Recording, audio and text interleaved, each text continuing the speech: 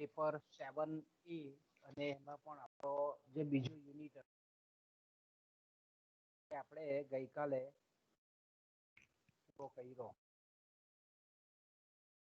Last time આપણે નિસર્ગવાદ વિશે આપણે ચર્ચા કરતા હતા.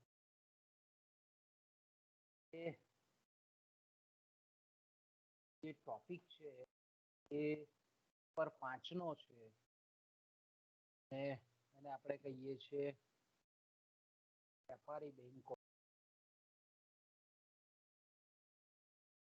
બેંકો અને શાખ સર્જન. ઇન્ટરેસ્ટિંગ ભવિષ્ય આપણે કે કોમ્પિટિટિવ એક્ઝામ આપવાની હોય આ સંજોગોમાં પણ આપણે એમ કહીએ કે આ જે ટોપિક છે તે તમારા માટે ખૂબ મહત્વનો ટોપિક બની જાય છે. આપણો એકમ નંબર 3 નો આ ટોપિક છે. તો સ્ટાર્ટિંગમાં આપણે જાણીએ છીએ તે પ્રમાણે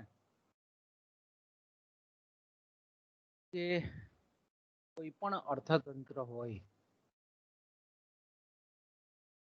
અર્થતંત્રનો જો વિકાસનો આધાર હોય તો એ નાણાકીય સિસ્ટમ છે, નાણાકીય પ્રણાલી છે.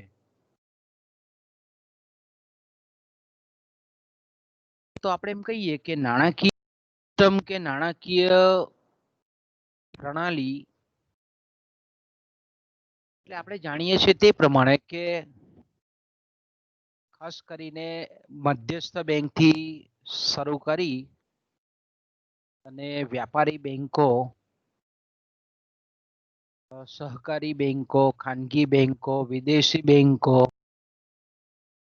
આ બધી જે સમગ્ર બેંકિંગ માળખું છે અને નાણાકીય સંસ્થાઓ જે છે એનાથી આખી નાણાકીય વ્યવસ્થા નિર્માણ થયેલી હોય છે. તો આપણે એમ કહીએ કે ખૂબ સરસ મજાનું અર્થશાસ્ત્રીઓએ એક વિધાન કરેલું છે કે બેંકો લોહી વેવડાવી, નાણારૂપી લોહી વેવડાવી અર્થતંત્રને તંદુરસ્ત અને વિકસિત બનાવે છે, વિકાસ અભિમુખ બનાવે છે. એટલે આપણે એમ કહી શકીએ કે વર્તમાન સમયમાં દુનિયાના જે દરેક દેશો છે એનો જો એના અર્થતંત્રનો જો ઝડપી અને સર્વાંગી જો વિકાસ થયેલો હોય તો આપણે એમ કહી શકીએ કે એનો જો કોઈને શ્રેય જતો હોય તો એ સમગ્ર બેંકિંગ વ્યવસ્થા છે, બેંકિંગ માળખું છે. કારણ કે આજે આપણે જો વાત કરીએ તો બેંકો એટલી હદે દરેક વ્યક્તિ સુધી પહોંચેલી છે કે કદાચ આવનારા વર્ષોમાં તો આપણે કોઈ પણ આપણી જે પ્રવૃત્તિઓ છે તે બેંકને અવગણના વગર કરી શકીએ નહીં. એ ટાઈપનો ધીરે ધીરે સમય આવી રહેલો હોય એમ આપણને દેખાય છે. એટલે જે રીતે આપણે શરૂઆતના ચેપ્ટરમાં જોઈ ગયા કે ભાઈ નાણાં વિનાનું અર્થતંત્ર આપણે કલ્પી શકતા નથી, એ જ રીતે આપણે એમ કહી શકીએ કે બેંકિંગ સંસ્થા વિનાનું અર્થતંત્ર આજે આપણે એની કલ્પના કરી શકતા નથી. એ જ રીતે જે રીતે આપણે નાણાં વિશે પણ જે રીતે કહેલું હતું કે ભાઈ માનવ શરીરમાં જેટલું મહત્વ લોહીનું છે એટલું જ મહત્વ અર્થતંત્ર રૂપી જે શરીર સ્વરૂપમાં બેંકિંગ સંસ્થાઓનું છે. જો અહીંયા આપણે એમ કહેવું હોય તો કહી શકીએ કે ભાઈ જે રીતે આપણા અલગ અલગ શરીરના અંગો છે એ રીતે બહુ મહત્વના અંગો તરીકે, અર્થતંત્રના મહત્વના અંગો તરીકે બેન્કિંગ સંસ્થાઓને આપણે મૂકી શકીએ. કારણ કે જાણીએ છીએ તે પ્રમાણે કે બેન્કિંગ ક્ષેત્રનો વિકાસ જેમ જેમ થતો રહ્યો છે તેમ તેમ સ્વાભાવિક છે કે ધિરાણનું પ્રમાણ વધતા એટલે આપણે એમ કહી શકીએ કે સાખી નાણાંનું પ્રમાણ વધતા, જેને આપણે બેંક નાણું કહીએ છીએ, બેંક નાણાંનું પ્રમાણ વધતા અર્થતંત્રના જે કંઈ પણ મહત્વના આર્થિક ક્ષેત્રો છે, જેમ કે ખેતી છે, વેપાર છે, વાણિજ્ય છે, ઉદ્યોગો છે, આનો પણ ખૂબ ઝડપી વિકાસ થયો. એટલા માટે જ કહેવામાં આવે છે કે બેન્કિંગ વિકાસ એ વાણિજ્ય, ઉદ્યોગ, ધંધા વિકાસનું કારણ પણ છે અને પરિણામ પણ છે. એટલે બેંકોનો વિકાસ થયો એટલે આપણે એમ કહીએ કે અર્થતંત્રના જે બીજા મહત્વના જે ક્ષેત્રો છે એનો પણ વિકાસ એ શક્ય બન્યો. આપણા ભારતની જો વાત કરીએ તો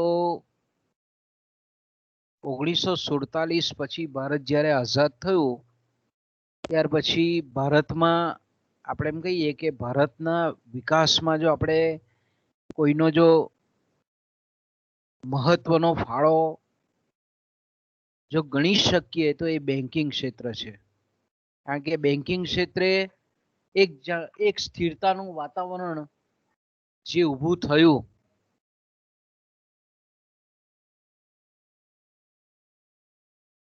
તેને લીધે આપણે એમ કહી શકીએ કે આર્થિક અગત્યના જે ક્ષેત્રો છે એને એક જાતનો આધાર, એક જાતનો સપોર્ટ, એને ગતિશીલન કરવા પાછળનું એક બહુ મહત્વનું પરિબળ એ બેન્કિંગ માળખું છે, બેન્કિંગ સંસ્થાઓ છે.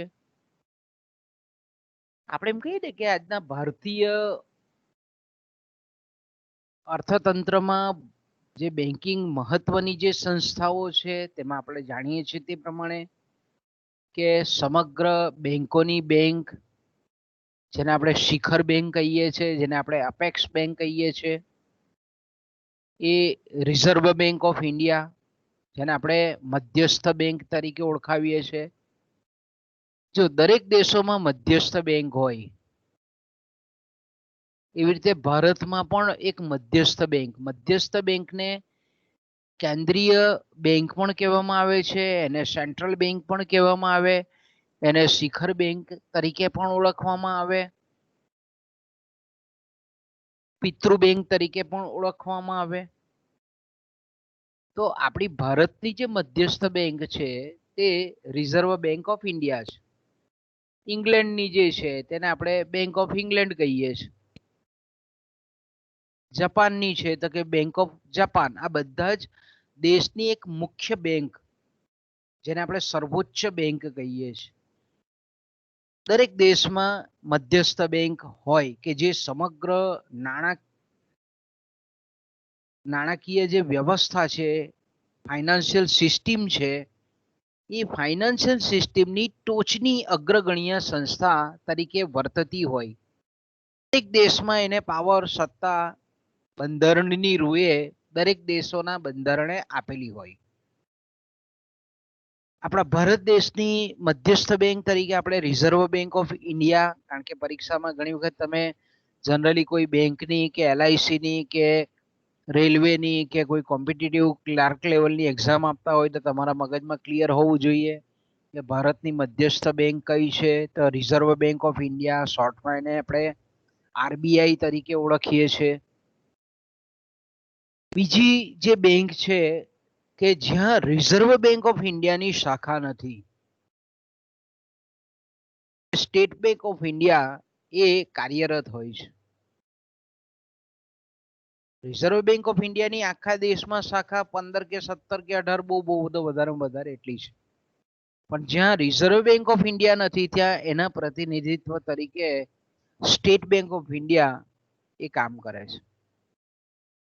તો સ્ટેટ બેંક ઓફ ઇન્ડિયા ભારતની બહુ મોટી આપણે એમ કહીએ કે રાષ્ટ્રીયકૃત બેંક છે અને બીજી કેટલીક રાષ્ટ્રીયકૃત વેપારી બેંકો. રાષ્ટ્રીયકૃત એટલે હું કે જેમાં મોટા ભાગનો ફાળો મૂડી ભંડોળ એ સરકારનું હોય, જાહેર ક્ષેત્રની બેંકો એને આપણે કહીએ છીએ. આ બધા મતલબ એટલા માટે જાણવાના કે આવતા વર્ષે તમારે એક આખું પેપર આના પર ભણવાનું છે બેન્કિંગનું. તો રાષ્ટ્રીયકૃત બેંકો એટલે જેને આપણે ઇંગ્લિશમાં નેશનલાઇઝ્ડ બેંક કહીએ છીએ. નેશનલાઇઝ બેંક એટલે જેની માલિકી અથવા તો મોટા ભાગનો મૂડીનો હિસ્સો એ સરકારનો હોય, કેન્દ્ર સરકારનો હોય. તો એવી જે બેંકો છે તેને આપણે રાષ્ટ્રીયકૃત વેપારી બેંકો કહીએ છીએ. દાખલા તરીકે બેંક ઓફ ઇન્ડિયા છે, પંજાબ નેશનલ બેંક છે, પંજાબ એન્ડ સિંધ બેંક છે, દેના બેંક છે, બેંક ઓફ બરોડા છે, વિજયા બેંક છે. ઘણી બધી બેંકો આપણને જે જોવા મળે છે એ સરકારની માલિકીની બેંકો છે એમ આપણે કહી શકીએ. પછી આવે છે વિનિમય બેંકો. વિનિમય બેંકો એટલે જેને આપણે કહીએ છીએ ખાસ કરીને જે વિનિમય પત્રો છે, વેપારી બિલો છે, એને વટાવી આપે અને પછી એની સામે નાણાં ચૂકવણી કરે. વિનિમય બેંકો વિકસિત જે નાણાં બજારો છે, દેશના વિકસિત દેશો છે, તેમાં આપણને આ ટાઈપની અલગ સ્પેશિયલ વિશિષ્ટ બેંકો જોવા મળે છે. સહકારી બેંકો, કોઓપરેટિવ બેંક, રાજપીપળા નાગરિક cooperative bank, Surat people's cooperative bank, Bharuch નાગરિક સહકારી કોઓપરેટિવ બેંક. આપણે કે જ્યાં કો શબ્દ લાગતો હોય, કોઓપરેટિવ. એવી બેંકોને આપણે સહકાર એટલે મારા તમારા જેવા એ બેંકના ભાગીદારો હોય. એટલે કે આપણે એના ભાષદ શેર ખરીદીએ અને પછી એ બેંકની સંગઠન કે રચના થતી હોય. બીજી છે ઔદ્યોગિક ઇન્ડસ્ટ્રીયલ ડેવલપમેન્ટ બેંક, આઈડીબીઆઈ. એટલે જેને ખાસ કરીને એનો હેતુ ઔદ્યોગિક ક્ષેત્રના વિકાસ માટે સુવિધા ધિરાણ પૂરી પાડવાનો મુખ્ય હેતુ છે.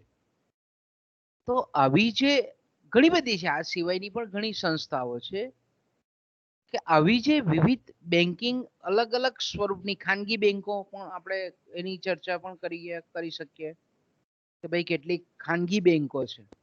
ધારો કે એચડીએફસી બેંક છે તે ખાનગી બેંક છે, ઇન્ડ્યુસ ઇનલેન્ડ બેંક છે તે ખાનગી બેંક છે, કોટક મહેન્દ્ર બેંક છે તે ખાનગી બેંક છે,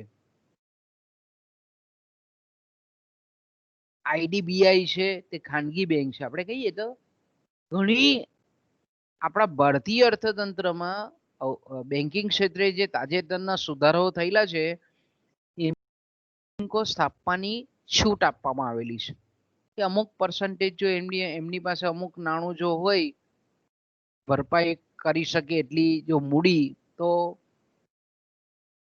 કોઈ પણ પેઢી એ બેન્કિંગ વ્યવસાય કરી શકે છે રિઝર્વ બેંક ઓફ ઇન્ડિયાની માર્ગદર્શિકા પ્રમાણે. તો આપણે એમ કહીએ કે આ બધા જ પ્રકારની જે બેંકો છે અને અન્ય કેટલીક નાણાકીય સંસ્થાઓ છે. દાખલા તરીકે ગ્રુપ ફાઇનાન્સ છે, પછી આપણે એમ કહીએ કે કેટલીક ખાનગી ક્ષેત્રની આપણે એમ કહીએ કે સંસ્થાઓ છે, એચડીએફસી છે. આવી બધી જે આપણે એમ કહીએ કે ઘણી એવી સંસ્થાઓ છે, સિડબી છે, નાના પાયાના ઉદ્યોગોને ધિરાણ કરતી નાણાકીય સંસ્થાઓ. આવી બધી સંસ્થાઓ બધી આપણે એમ કહીએ કે અર્થતંત્રમાં આવેલી હોય છે. તો આપણે એમ કહીએ કે મધ્યસ્થ બેંકની સાથે આ બધી સંસ્થાઓ ડાયરેક્ટ ઇનડાયરેક્ટ સંકળાયેલી હોય. તો આપણે એમ કહીએ કે સમગ્ર અર્થતંત્રમાં જે કંઈ પણ અલગ અલગ ક્ષેત્રો છે, ખેતી ક્ષેત્ર છે, વ્યાપાર ક્ષેત્ર છે, વાણિજ્ય ક્ષેત્ર છે, ઔદ્યોગિક ક્ષેત્ર છે, આ દરેક ક્ષેત્રોની જે કંઈ પણ નાણાકીય સાધનોની જે આવશ્યકતા છે એને પૂરી પાડવાનું કામ આ બેન્કિંગ પ્રણાલી, બેન્કિંગ માળખું, નાણાકીય વ્યવસ્થા એ મધ્યસ્થ બેંકના અંડરમાં, મધ્યસ્થ બેંકની માર્ગદર્શિકા હેઠળ એ નાણાકીય જરૂરિયાતો પૂરી પાડે છે. આમ છતાં બી આપણે એમ કહીએ કે ભાઈ બેન્કિંગ ક્ષેત્રની કેટલીક મર્યાદાઓ છે, નો ડાઉટ, કે ઘણી બધી બેંકોમાં આપણે જોઈએ છે કે ભાઈ ઘણી બેંકો આપણને ફ્રોડ કરતી દેખાય, ઉઠી જતી દેખાય. ઘણી બેંકો આપણે સમયાંતરે સમાચાર સાંભળીએ છે, છતાં પણ આપણે એમ કહીએ કે કેટલીક ઉણપો પણ છે આપણે એમ કહીએ બેંકોમાં, છતાં પણ આપણે એમ કહીએ કે આપણા ભારતમાં 1951 થી માંડીને અત્યાર સુધીનો જે આર્થિક વિકાસ જે થયેલો છે એમાં બેંકોનો બહુ મોટો ફાળો છે, નોંધપાત્ર રહેલો છે. એમાં કોઈ શંકાને સ્થાન નથી એમ આપણે ચોક્કસ રીતે કહી શકીએ. કોઈ સંસ્થાને આપણે એમ કહીએ કે એટલે મીન્સ કે જો કોઈ સંસ્થાને જો એનો શ્રેય જતો હોય તો એ આપણે એમ કહી શકીએ કે આ વેપારી બેંકો છે. તો હવે આપણે એમ કહીએ કે આ બેંક શબ્દ આપણે કાયમ વારંવાર સાંભળીએ છીએ કે ભાઈ બેંક બેંક બેંક. તો સામાન્ય રીતે બેંક કોને કહેવાય, બેંક શબ્દની ઉત્પત્તિ કઈ રીતે આવી એ આપણે ખરેખર જાણવું જોઈએ. કે આપણે જેના વિશે ભણીએ છીએ એ એકચ્યુઅલી છે હું વાસ્તવમાં. આપણે કહીએ છીએ ને કે આપણે ભણ્યા ખરા પણ આપણે ગણ્યા નહીં. આપણને કહે ને કોઈ આપણને પૂછે ત્યારે આપણને એવું કે આપણે જવાબ જો પ્રોપર નહીં આપી શકીએ તો આપણને એમ કહે કે ભણ્યા કઈ આપણે ગણ્યા નહીં. આપણે બેંક બધું ખબર કે બેંક આને કહેવાય, પણ બેંક વાસ્તવમાં બેંક શબ્દની ઉત્પત્તિ કેવી રીતે થઈ, વેપારી બેંકો કોને કહેવાય, શેડ્યુલ્ડ બેંકો કોને કહેવાય, બિંગ આપણે ઇકોનોમિક્સના સ્ટુડન્ટ તરીકે આપણે થોડું જાણવું ખૂબ અગત્યનું છે. તો આપણે એમ કહી શકીએ કે બેંક શબ્દની જે ઉત્પત્તિ છે તે એના જો પૂર્વજો કહીએ, બરાબર, એના જેને આપણે વંશજો આગળના જે આપણે એમ કહીએ કે પિતૃઓ કહીએ, તો એ ત્રણ વર્ગ છે સમાજના. એક તો વેપારી વર્ગ, સાહુકારો, અને ત્રીજા છે સોની. એટલે આપણે એમ કહીએ કે ક્રાઉથરે ખાસ કરીને આ પૂર્વજોની વાત કરેલી છે. એનું જે પુસ્તક હતું એના આઉટલાઇન ઓફ મની, બરાબર, ક્રાઉથર તમને યાદ હશે તો આપણે નાણાવાળા ચેપ્ટરમાં પહેલા જ ચેપ્ટરમાં નાણાંની જેને આપણે સર્વ સ્વીકૃત વ્યાખ્યા કહીએ એ ક્રાઉથરે આપણને આપેલી છે કે ભાઈ જે વિનિમયનું માધ્યમ હોય, મૂલ્યનો માપદંડ હોય, મૂલ્યનો સંગ્રાહક હોય અને સર્વ સ્વીકૃત હોય એવી વસ્તુ એટલે નાણું. આવું આપણને કેનાર જે ક્રાઉથર છે એ ક્રાઉથરે એનું જે પુસ્તક હતું એના આઉટલાઇન ઓફ મની, એમાં એણે એવું કીધું કે આજના જે બેન્કરો છે, આજનું જે આધુનિક બેન્કિંગ છે એના 3 પૂર્વજો વેપારીઓ, સાહુકારો અને સોનીઓ છે. સમાજના આ જે 3 વર્ગો છે જે પ્રવૃત્તિ કરતા હતા તેમાં બેન્કિંગ સંસ્થાઓની પ્રવૃત્તિનું બીજ પડેલું જોવા મળે છે. ક્રાઉથર શું કહે છે કે આ 3 અત્યારની જે આધુનિક બેન્કો જે મુખ્ય કામ કરે છે એવું કામ તે વખતે ખાનગી રાહે પોતાની રીતે વેપારીઓ, સાહુકારો અને સોનીઓ કામ કરતા હતા. એટલે આપણે એમ કહીએ કે બેંકોની ઉત્પત્તિનું જો મૂળ ઉદ્ગમ સ્થાન હોય તો આ 3 વર્ગો છે, વેપારીઓ, સાહુકારો અને સોનીઓ. તો આપણે એમ કહી શકીએ કે કેટલાક નિષ્ણાંતોના અભિપ્રાય મુજબ બેંકર્સ અથવા તો બેંક અને સ્પેલિંગ BANQUE, કે જેનો અર્થ થાય છે પાટલી, બેન્ચ. તમે જે બેસો છો ને બેન્ચ પર કોલેજમાં આવીને, તો આપણે એમ કહીએ કે ઇટાલિયન શબ્દ છે મોટે ભાગે. અન્ય ભાષાઓમાં પણ આપણે એમ કહીએ કે બેન્ચ. બેન્ચ એટલે જેને આપણે પાટલી કહીએ છીએ તે. એના ઉપરથી ઘણા વિચારકો એવું કહે છે કે ભાઈ આ બેંક શબ્દ ઉતરી આવેલો છે. અને એ લોકોનું જે કહેવું હતું તે આ પ્રકારનું છે કે પ્રાચીન જે બેંકરો અથવા તો આવી બેંક ટાઈપની સંસ્થાઓ, અને ખાસ કરીને લોમ્બાર્ડ જે કન્ટ્રી છે, વિસ્તાર છે, એના જે યહૂદી જ્ઞાતિના લોકો, યહૂદીઓ, એ મધ્યયુગના આપણે એમ કહીએ કે મધ્યયુગ એટલે આપણે જાણીએ છીએ તે રીતે કે ભાઈ 5મી સદીથી 15મી સદીનો જે સમયગાળો છે તેને આપણે મધ્યયુગીન સમયગાળો કહીએ છીએ. તો આપણે એમ કહીએ કે આ જે યહૂદીઓ છે, પ્રાચીન બેંકરો છે, લોમ્બાર્ડના આવા યહૂદીઓ છે, અને મધ્યકાલીન યુગમાં આવા નાણાં ધીરનાર જે સરાફો છે, શ્રોફો છે, એવા જે લોકો છે કે જે આપણે એમ કહી શકીએ કે પાટલી પર બેસીને આવો ધીરધારનો ધંધો કરતા હતા. એટલે બેન્ચ પર બેસીને આ રીતે આપણે એમ કહીએ કે નાણાંની આપલે કરતા હતા. જેને જરૂરિયાત છે તેને આપતા હતા, જેની પાસે સરપ્લસ છે તેની પાસેથી લેતા હતા. એટલે આપણે એમ કહીએ કે નાણાં વ્યાજે લેવાનું કામ પણ કરતા હતા અને નાણાં વ્યાજે આપવાનું કામ પણ કરતા હતા.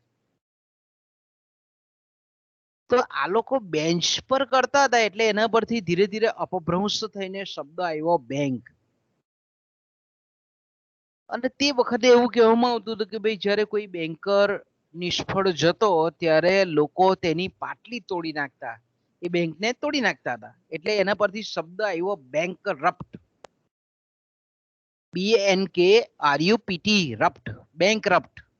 એટલે જે નાદારી જાહેર કરે ને, બેંક ખોટમાં જાય તો કેમ અત્યારે આપણે કહીએ ફરચામાં જાય તો બેંક બંધ થઈ જાય, તો તે વખતે આવું હતું કે ભાઈ પાટલી પર જે લોકો વેપાર કરતા હતા, આ રીતે નાણાં ધીરધારનો કરતા હતા ધંધો, એમાં જો એ નિષ્ફળ જાય તો એની પાટલીને તે વખતે તોડી નાખવામાં આવતું હતું. એટલે એ જે આવો ધંધો કરનાર જે વ્યક્તિ હતો અથવા તો કોઈ ગ્રુપ હોય તે બેંકરપ્ટ અથવા તો ડિફોલ્ડર કહેવાય. આ શબ્દ ઉદ્ભવ્યો.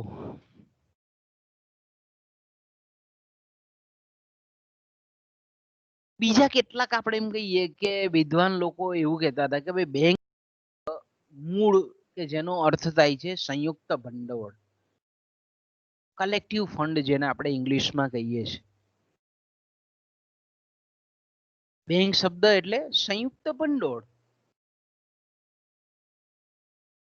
અને આ જે શબ્દ છે સંયુક્ત ભંડોળ, એના પરથી બેંક ધીરે ધીરે અપભ્રંશ થયો. એ શબ્દ વ્યવહારમાં સ્વીકારાયો. હવે જર્મન ભાષામાં આપણે એમ કહીએ કે એક બેક શબ્દ બેક પરથી ઉતરી આવેલો છે એવું કહેવા માંગે છે. બેંક શબ્દ જે છે તે બેક, બેક એટલે આપણે પીઠ કહીએ ને, આપણી પીઠ બેક. અને તે વખતે આપણે જાણીએ છીએ તે પ્રમાણે કે 16, 17, 18મી સદી દરમિયાન કે જે જર્મનો હતા, જર્મન દેશના જે વ્યક્તિઓ હતા, નાગરિકો, એ ઇટાલીના મોટા ભાગ પર આધિપત્ય ધરાવતા હતા. તો જે બેક શબ્દ હતો બેક, એ બેકનું ઇટાલિયન ભાષામાં રૂપાંતર થયું અને એનો શબ્દ આવ્યો બેંકો.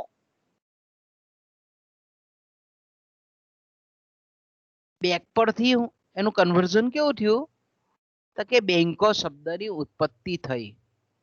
આપણા ભારતીય વિચારક છે રામચંદ્ર રાવ, એ એવું કહે છે કે બેંક શબ્દનું મૂળ ગમે તે હોય પણ ખાસ કરીને મધ્ય યુગના સમયથી આધુનિક બેન્કિંગ નો પ્રારંભ થયેલો કહેવાય છે. અને તમને યાદ હોય તો આપણે વ્યાપારવાદી વિચારધારામાં પણ જોઈ ગયા કે 1656માં સ્વીડનમાં રિસ્ક બેંકની સ્થાપના થયેલી હતી 1656 અને બીજી 1694માં બેંક ઓફ ઇંગ્લેન્ડ ની સ્થાપના આપણને થયેલી જોવા મળે છે. એટલે 17મી સદીમાં તો ખાસ કરીને આપણે એમ કહીએ કે જેને મોટી બેંકો કહીએ એ બેંકોની સ્થાપના થઈ ગયેલી આપણને દેખાય છે. પણ એના જે બીજ હતા તે મધ્યકાલીન યુગથી શરૂ થઈ ગયેલા આપણે એમ કહી શકીએ. વેપારી બેંકનો અર્થ અથવા બેન્કિંગ કોને કહેવાય? બેન્કિંગ અથવા વેપારી બેંક હોય બંને સેમ જ છે. ઘણી વખત બેન્કર શબ્દ વાપરે છે, ઘણી વખત બેન્કિંગ શબ્દ વાપરે છે, ઘણી વખત વ્યાપારી બેંકો એવો શબ્દ પ્રયોગ કરે છે, વાણિજ્ય બેંકો પણ કહેવામાં આવે ને અનુસૂચિત બેંકો પણ કહેવામાં આવે. એના બેંકના પ્રકારોમાં છે. પણ ઘણી વખત આપણે એમ કહીએ કે બેંક શબ્દના ઘણા બધા સમાનાર્થી શબ્દો આપણને જોવા મળે છે. તો બેંકની સૌથી સાદામાં સાદી જો વ્યાખ્યા આપણે કેવી હોય તો એ રીતે કહી શકીએ કે બેંક એટલે બેંકના જે કાર્યો કરે તે. સૌથી સાદામાં સાદી વ્યાખ્યા કઈ કહેવાય? તો કે બેંક એટલે બેંકના જે કાર્યો કરે તે. A bank is a what a bank does. ઇંગ્લિશમાં જો આપણે એક શબ્દમાં સેન્ટેન્સમાં લખવું હોય તો લખી શકીએ આ રીતે. ઘણા બધા વિચારકો આપણે એમ કહીએ કે બેંક જે કાર્યો કરે છે એના પરથી એની વ્યાખ્યા એ લોકોએ આપવાની કોશિશ કરેલી છે. દાખલા તરીકે આપણે એમ કહીએ કે અમેરિકા જે છે, અમેરિકાનો જે બેંકનો કાયદો છે, બેન્કિંગ લો છે, એ બેન્કિંગ કાયદા અનુસાર આપણે એમ કહી શકીએ કે શાખની લેવડ દેવડના વ્યવસાયને, જો શાખ ક્રેડિટ, ધિરાણ, લેન્ડિંગ ની લેવડ દેવડના વ્યવસાયને બેન્કિંગ તરીકે ઓળખવામાં આવે છે.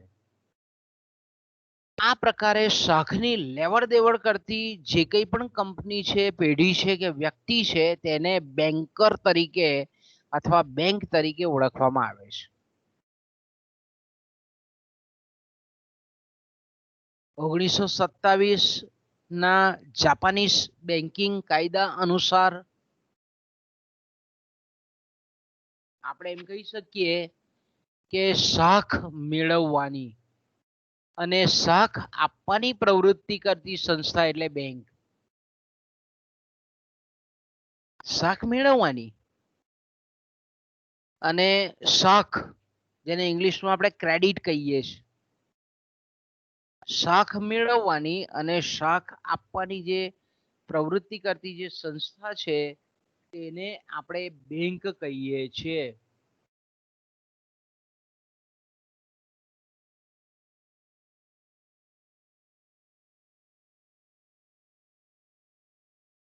વોટ ક્લિક નામના એક વિચારક છે, એમણે એવું કીધું કે ભાઈ બેંક એટલે એવી વ્યક્તિ કે સંસ્થા કે જે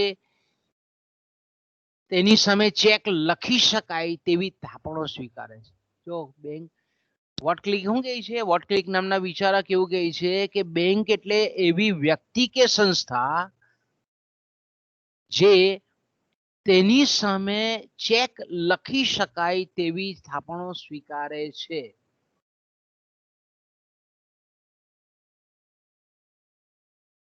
બેંકના ઘણા બધા લોકોએ વ્યાખ્યા આપેલી છે. ઘણી બધી, જ્યારે આપણે એમ કહીએ ને કે 1949ના બેન્કિંગ કંપની એક્ટ, આપણે અહીંયા એની જે કલમ 5 છે ભારતની, એ પ્રમાણે આપણે એમ કહી શકીએ કે બેન્કિંગ કંપની અથવા બેંક એટલે એવી કંપની કે એવી સંસ્થા જે બેન્કિંગનો ધંધો કરતી હોય. અને કલમ 5(બ) પ્રમાણે આપણે એમ કહીએ કે બેન્કિંગની વ્યાખ્યા, ભારતની વાત છે હા, 1949 બેન્કિંગ રેગ્યુલેશન એક્ટ બહુ ફેમસ એક્ટ છે. બેન્કિંગ એટલે ધિરાણ કરવાના અથવા રોકાણ કરવાથી લોકો પાસેથી નાણાંની આપલે, નાણાંની થાપણો સ્વીકારવી, જે માંગે ત્યારે તરત જ અથવા બીજી કોઈ પણ રીતે પરત કરવાની હોય, જેમ કે ચેક છે, ડ્રાફ્ટ છે, પેસ્લિપ છે અને બીજી રીતે ઉપાડી શકાય તેને આપણે બેંક કહીએ.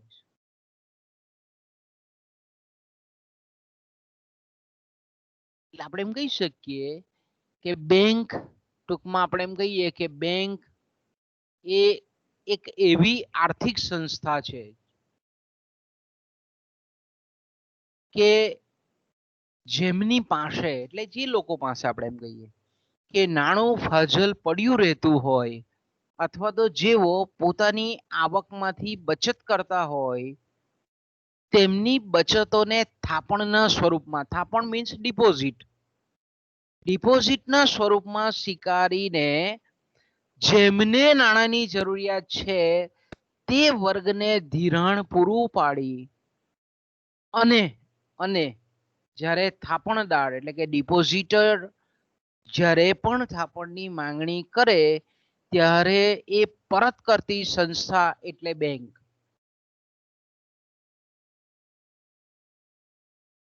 એટલે આપણે એમ કહીએ કે દાખલા તરીકે મારા તમારા જેવા લોકો છે કે ભાઈ આપણી દર મહિનાની અથવા તો અમુક સમયાંતરે આવક પ્રાપ્ત થાય તો આપણે આવકને બધી ખર્ચી નથી નાખતા, કારણ કે આપણે નાણાંના કાર્યો જોયા તે પ્રમાણે કે નાણાંના કાર્યોમાંથી નાણાંના હાથ પર કેટલાક રાખવાના હેતુઓ પણ હોય. વિનિમયના હેતુસર આપણે નાણું હાથ પર રાખતા હોઈએ, સાવચેતીના હેતુસર નાણું રાખતા હોઈએ, સટ્ટાકીય હેતુસર આપણે નાણું હાથ પર રાખીએ છીએ આપણી આવકનું.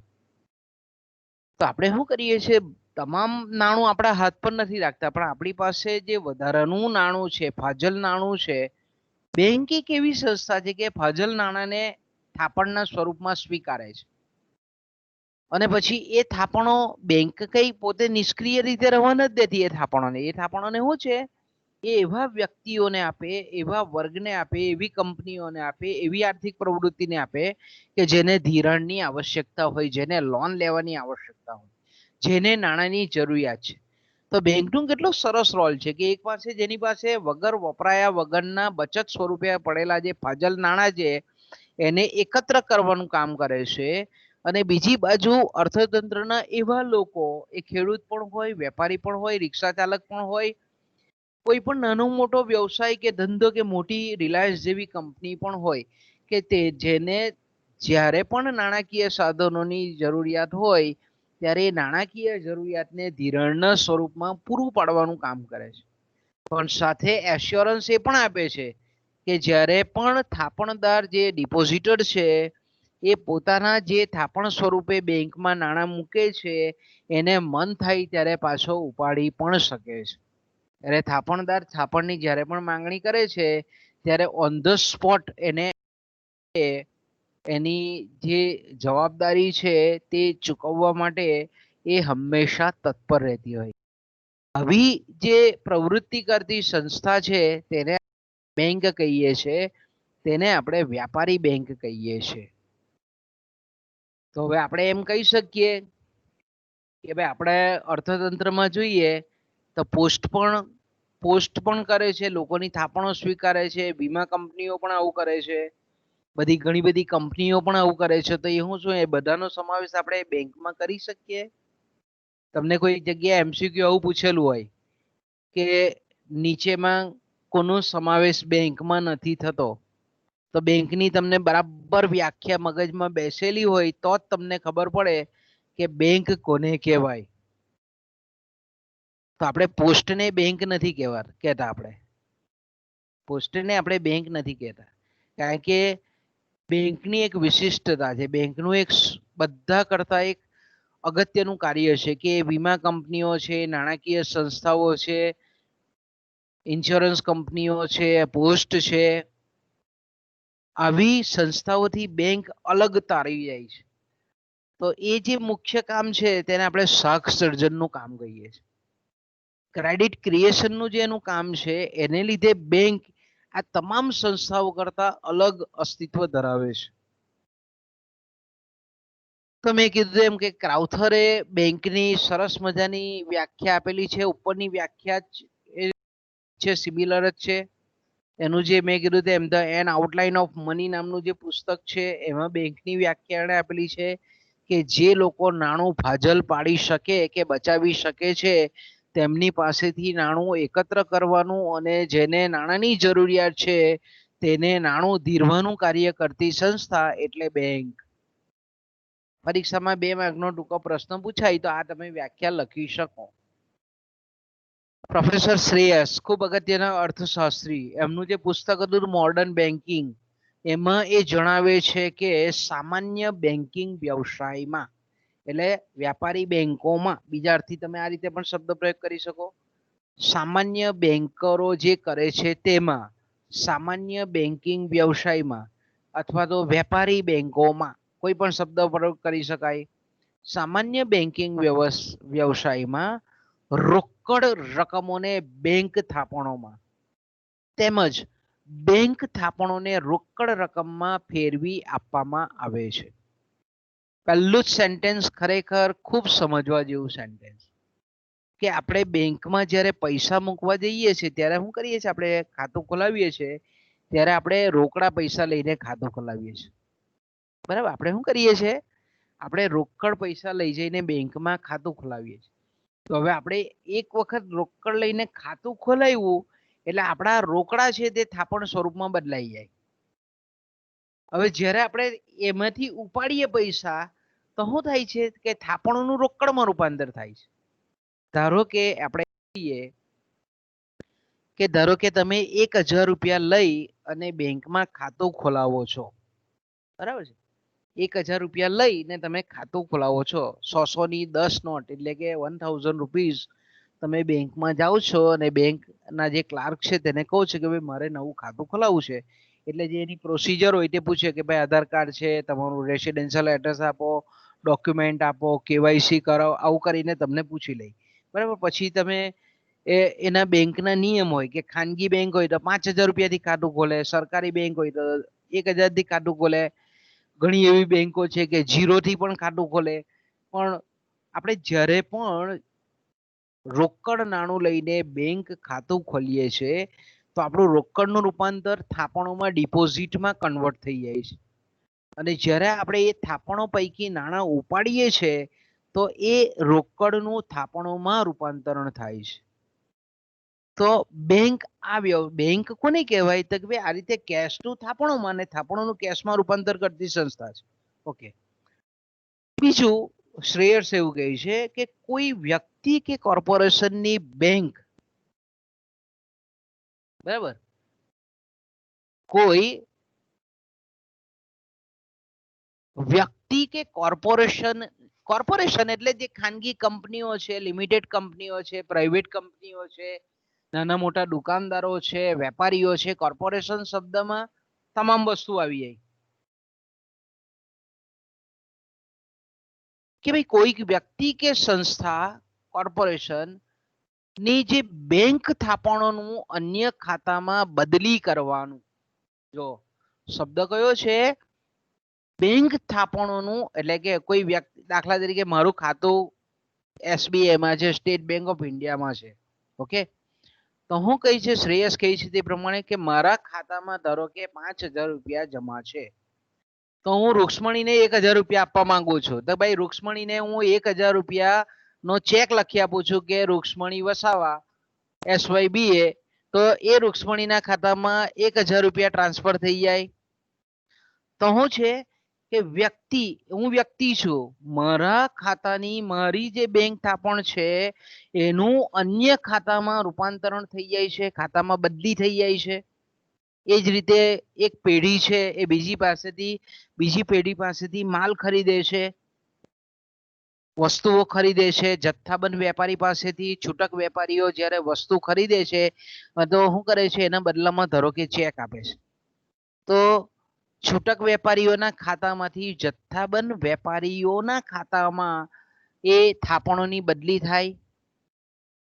તો બેંકનું અગત્યનું કાર્ય કયું છે કે બેંક થાપણોનું એક ખાતામાંથી અન્ય ખાતામાં, બીજા ખાતામાં બદલી કરવાનું મહત્વનું કામ પણ બેંકોનું છે. એ જ રીતે આપણે એમ કહીએ કે વિનિમય બિલો, સરકારી બોન્ડ, વેપારીઓના સલામતીયુક્ત વચનો જેને આપણે હુંડી કહીએ છીએ, વેપારી બિલ્સ કહીએ છીએ, કંપનીના શેર છે, ઇવન આપણે સોના ચાંદી છે, વગેરેના બદલામાં બેંક થાપણો આપવાનું કાર્ય. જો શ્રેયસ ખૂબ સરસ વ્યાખ્યા આપે છે. બેંક એટલે હું તો કે વિનિમય પત્રો, કે દાખલા તરીકે આપણી પાસે કોઈ કંપનીના વિનિમય પત્રો હોય, કોઈ વેપાર કર્યો હોય, કોઈ ધંધો કર્યો હોય અને એના બદલામાં આપણને એ વિનિમય પત્રો આપે. સરકારનું હોય તો ટ્રેઝરી બિલ આપે આપણને. તો દાખલા તરીકે વિનિમય પત્રો છે, તિજોરી પત્ર છે, ટ્રેઝરી બિલ છે, એ આપણી પાસે હોય. ધારો કે 5,000ના, 10,000ના, 25,000ના, 50,000ના. એ જ રીતે સરકારી બોન્ડ, કે ભાઈ સરકાર દ્વારા ઘણી યોજનાઓ, બચત યોજનાઓ બહાર પાડવામાં આવતી હોય અને એમાં કોઈ વ્યક્તિએ નાણાં રોક્યા હોય તો. પછી વેપારીઓના સલામતીયુક્ત વચનો. સલામતીયુક્ત વચનો એટલે હું તો કે ભાઈ હુંડી. પહેલાના સમયમાં એના માટે શબ્દ વપરાતો હતો હુંડી. તો અત્યારે આપણે એને એક જાતનું ખાસ કરીને આપણે એમ કહીએ ને કે એક પત્રક હોય, એવું બિલ હોય, વેપારી બિલ, કે ભાઈ વેપારી એશ્યોરન્સ આપે કે હું આ વ્યક્તિને 25,000 રૂપિયા આ તારીખે આપવા બંધાયેલો છું. તો એને આપણે શું કહીએ છીએ? વેપારીઓના સલામતીયુક્ત વચનો. વગેરેના બદલામાં બેંક થાપણો આપવાનું કાર્ય. આ તમે તમારી પાસે, અને આપણે શું કહીએ છીએ? આપણે આગળ ભણી ગયા છે વિનિમય પત્રો, સરકારી બોન્ડ, શેર છે, ખાનગી કંપનીના ડિબેન્ચરો છે, વેપારી બિલો છે, વેપારીઓના સલામતીયુક્ત વચનોના પત્રકો છે.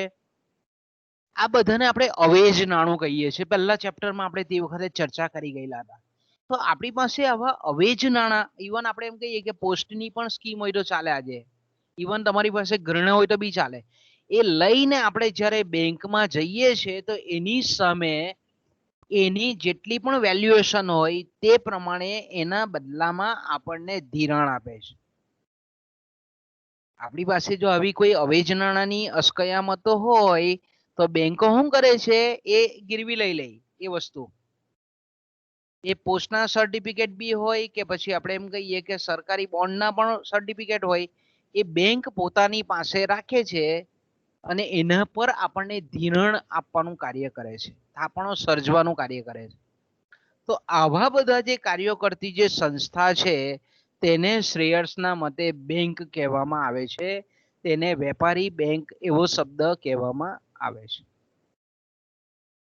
ટૂંકમાં આપણે એમ કહીએ કે જે સામાન્ય બેન્કિંગ વ્યવસાય છે એમાં રોકડ રકમોને બેંક થાપણોમાં તેમજ બેંક થાપણોને રોકડ રકમોમાં ફેરવી આપવામાં આવે છે. કોઈ વ્યક્તિ કે પેઢી એ બેંક થાપણોનું અન્યના ખાતામાં બદલી કરવાનું વચન આપે છે. વિનિમય પત્રો, સરકારી બોન્ડ, સરકારી જામીનગીરીઓ, વેપારી પત્રો, વેપારી બિલો, હુંડી, આ બધી જે છે બિલ ઓફ એક્સચેન્જ, આના બદલામાં બેંક થાપણો આપવાનું કાર્ય એ સામાન્ય બેન્કિંગ વ્યવસાયમાં કરવામાં આવે છે. તો આપણે એમ કહી શકીએ કે આ જે વ્યાખ્યાઓ આપણે જોઈ એના પરથી આપણે વેપારી બેંકો અથવા તો બેન્કિંગ જે આવી સંસ્થા છે કે જે બેન્કિંગ પ્રવૃત્તિ કરે છે, એ બેન્કિંગ પ્રવૃત્તિ કરતી જે સંસ્થાઓ છે એના લક્ષણો, દાખલા તરીકે આપણે એમ કહીએ કે પહેલું જે લક્ષણ છે એ છે બેંક એ નાણાંની લેવડ દેવડ કરતી આર્થિક સંસ્થા છે. આ કોઈ ટ્રસ્ટ નથી, આ કોઈ આપણે દાન આપનારી સંસ્થા નથી. બેંક એ નાણાંની લેવડ દેવડ કરતી એક આર્થિક સંસ્થા છે. ઓકે. નંબર 2, બીજું લક્ષણ, જે લોકો પોતાની આવકમાંથી બચત કરવા માંગે છે તેમની બચતોને બેંકના થાપણોમાં સ્વીકારી થાપણદારને તેની થાપણો ઉપર વ્યાજ ચૂકવે છે. તો આપણે દાખલા તરીકે બેંકમાં તમે ઘણા બધા અલગ અલગ રીતે ખાતા ખોલાવી શકો. તમે બચત ખાતું ખોલાવી શકો, તમે ચાલુ ખાતું ખોલાવી શકો, તમે કેશ ક્રેડિટ એકાઉન્ટ ખોલાવી શકો, તમે બાંધી મુદતનું ખાતું ખોલાવી શકો. આપણે એમ કહીએ કે ઘણા બધા એવા પ્રકારો છે ખાતાઓના. એ ખાતું ખોલાવી અને તમે થાપણ મૂકી શકો છો. અને એ જે તમે મૂકેલી થાપણ છે એના પર બેંકે નિયત કરેલા, એટલે મધ્યસ્થ બેંક, રિઝર્વ બેંકે નક્કી કરેલા વ્યાજના દર પ્રમાણે તમને વ્યાજની ચૂકવણી બેંકો કરે છે, વ્યાજ ચૂકવે છે. ઓકે. ત્રીજું છે સમાજનો જે વર્ગ નાણાકીય જરૂરિયાત અનુભવે છે તે, એટલે પેઢી પણ આવી જાય, વ્યક્તિગત કુટુંબ પણ આવી જાય, મોટી કંપની પણ આવી જાય, મોટી મોટી શૈક્ષણિક સંસ્થાઓ પણ આવી જાય, મોટા મોટા ખાનગી એકમો પણ આવી જાય, સરકાર ઇવન સરકારી એકમો પણ આવે કે એ લોકોને બી પૈસાની જરૂરિયાત હોય. તો કે ભાઈ સમાજનો જે વર્ગ એટલે જે સંસ્થાઓ, તમામ પ્રકારની સંસ્થાઓ, કે આજે દરેક સંસ્થાઓ લોન લે, એ શિક્ષણ સંસ્થા હોય કે આપણે એમ કહીએ કે ખાનગી કંપની હોય કે નાનો મોટો વેપારી હોય કે દુકાનદાર હોય, બધા લોન લે છે પોતે ધંધો કરવા માટે. તો આવી જે વ્યક્તિઓ છે, સંસ્થાઓ છે, કંપનીઓ છે, કોર્પોરેશનો છે, એને જે કંઈ પણ નાણાકીય જરૂરિયાત એ લોકો જે અનુભવે છે તેમને ધિરાણ પૂરું પાડી આ ધિરાણ પર વ્યાજ વસૂલ કરે છે. એટલે આ ત્રીજું લક્ષણ છે. ઓકે. અને ચોથું જે લક્ષણ છે કે થાપણદાર જ્યારે પણ થાપણોની માંગણી કરે ત્યારે આ સંસ્થા તેમની રકમ પરત કરી આપે છે. તો આ ચારે ચાર જે લક્ષણો છે તેના આધારે આ પ્રકારનો વ્યવસાય કરતી સંસ્થાને આપણે બેંક તરીકે ઓળખાવી શકીએ છીએ. ઓકે. તો બાળકો અહીંયાથી આપણે અટકવું પડશે. ટીવાય વાળા બાળકો રાહ જોતા હશે. તો અહીંયા આપણે આપણી મીટિંગને પૂર્ણ કરીએ. બરાબર બાળકો, તમારી કઈ તકલીફ હોય તો મને કહેતા રહેજો અને આવી રીતે પીરિયડ ભરતા રહેજો. મને બી સારું લાગે જરા વધારે હોય તો છોકરાઓ. તો બચ્ચે લોકો અહીંયાથી અટકીએ આપણે, બરાબર.